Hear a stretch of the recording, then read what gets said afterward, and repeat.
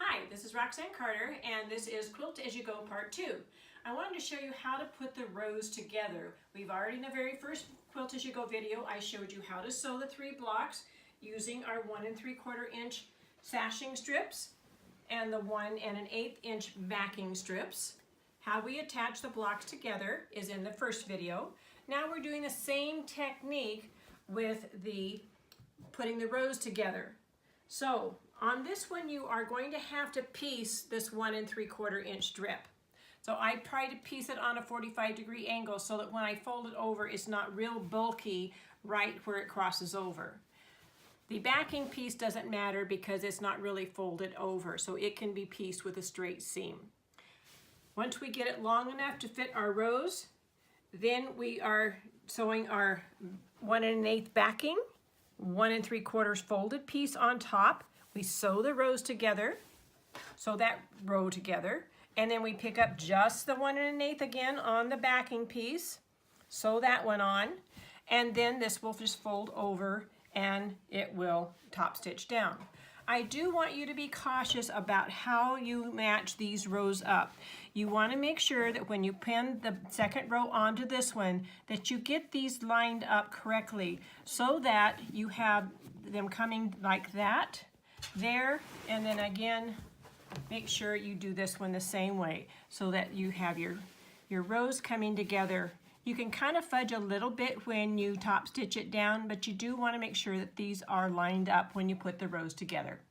So I wanted to show you that I quilted these very basic. I used the walking foot only on these blocks. I am just doing echoing around my shapes like on my applique. I put a line in here. I just ditched the regular rows again with the invisible thread, and on the paper piece block, again, I just echoed out everything and I ditched. I did do a little bit of an echo around this big part of the flower, and then I just did, and the larger leaves I did. And then on the Tri-Rex block, our block 6, we just echoed again on both sides of my chains here, and then I echoed that again with an inch mark. And I just use my Hera marker, or you can use anything you want for quilting. But again, and here, I just echoed, trying to show you that you don't have to do anything fancy. Now on the blocks that I did on the first quilt, you can see that I've done much more heavily quilting on each of the blocks, especially on the paper piece block. I did a lot of stippling on the background as well as the applique block. But you don't have to do that. You can do just walking foot quilting, and so that it makes it easy on you. Let's talk about borders. The borders are put on differently than we have put the rows together. And so we aren't quilting the borders first. We're going to quilt them after we put them on. The reason for that is they're really easy just to quilt just around the outside edge. You're not getting that whole quilt into the machine. So it just makes it a much simpler way of putting the borders on. So on my method that I try to do is I have added my border fabric on top, my backing fabric, which is larger, on the back. I also pin the backing in places so that it doesn't interfere in getting tucked up underneath. And then I sew that with a 1/4 inch seam. I then take a piece of batting. Before I lay these pieces out, I take my batting, the width that I want it, and on our sampler it's about 10 inches or 10.5 inches, and I use my zigzag stitch, and I zigzag onto the seam allowance so it's never going past the seam, but it's going to hold that onto the border. Then when I get that done, I can take and I can pull the pins out of the back, press that over, and do the same with the front, and then I can, if I have another border, I can place that one on top of here, fold it over, and so I'm kind of quilting and putting it on at the same time.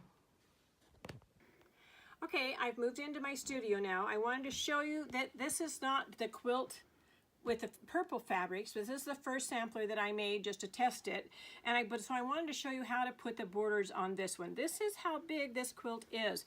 This is just the top border already ready to be the batting zigzagged onto the quilt. As you can see on this side, I have my borders, first border on both sides, and then you also have to zigzag and sew your backing to the batting that we added on with the first row. So our sides go on first, and then we put our top and bottom borders on, zigzagging the batting to there, and then we can lay this all out. And then we're going to show you, I want to show you after this, I want to show you how to add the borders on top of this. Okay, so I turned the quilt over just to show you how we're going to add the next border. And so what I have done when I was after I put the backing and batting on, I have taken and I have top stitched the backing evenly all the way to the batting. Just that way holds it together, because that's a wide strip right there and I don't want it to get folded up underneath as I'm quilting the border. So I've just all the way down kind of top stitched that, and I did it from the backing side. So you're going to do the same thing with the top, and I've already pulled the pins out and pull the top out nice and even, and I'll press it and then I can top stitch that down. But to add my borders, I wanted to show you how we do that. So if I am not going to miter the corners, I would line this border up even to the top row like this, and then you're just going to go ahead and you're going to sew all the way down right through the backing and batting. So we're quilting and we're ditching it at the same time, and then we'll pull this over, and then you can do any kind of quilting on this that you want to do. But I want to show you how to do the miter, because the miter on the Emma's Garden collection and your border, some of your border stripes, is a little bit done a little bit differently. So this one has to go out however wide our border is. So I fold my border back on a 45 like that, and I give myself a little bit more leeway there. And so that is where it's going to start now. So I would sew this all on really evenly. And so for right now, I'm just going to pin this on to show you.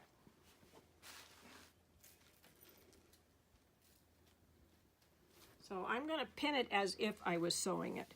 So this is going to go all the way up here, all the way here with my 1/4 inch seam like this. Do one more here and one more here. And then you're going to take and you're going to fold this out. So that's going to go like that. The next border is going to be done here. And we want to have, again, the same amount hanging over that we have before. So we're going to sew this border on, but this time we're going to stop right there at that 1/4 inch where we sewed this on. So we're going to put a little mark there, and we're going to sew this one. We're going to start sewing right there, back stitch and hold it there, and then we will flip this border out. But this time we're going to take this one and we're going to fold it back on the 45. And so it's going to be sewn in right there. And that we're going to fold this back on a 45. And you're going to cheat. You're going to top stitch this down right along the edge. And that's how I did the borders on my border stripe on the Emma's Garden quilt. The quilting on the borders can be anything you want. I normally would stipple, but if I'm going to do this in my walking foot only, I can do some diagonal lines 2 inches apart on a 45. That's a really good look, and then you could go back in the other directions, giving you a crosshatch, or you can just do some long lines going down, or you can just do straight lines going across. There's lots of different ways that you can use your walking foot to quilt borders.